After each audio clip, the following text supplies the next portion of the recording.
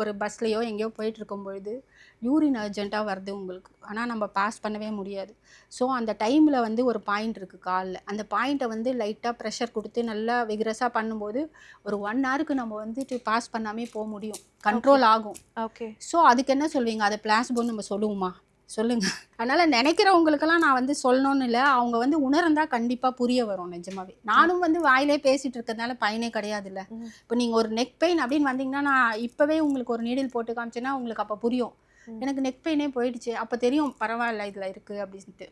But அப்படி இல்லாமையே தூரத்துலேருந்தே பார்த்துட்டு இருக்கிறவங்களுக்கு கண்டிப்பாக அது புரியறதுக்கு வாய்ப்பு இல்லை. அதனால் ஒரு முறை வந்துட்டு பாருங்கள். இப்போ ஒரு இது ஸ்வீட் எடுத்து வந்து லட்டு வைக்கிறேங்க, அதை வந்து சாப்பிட்டு பார்த்தா தானே தெரியும் அது ஸ்வீட்டா இல்லையான்னு சொல்லிட்டு.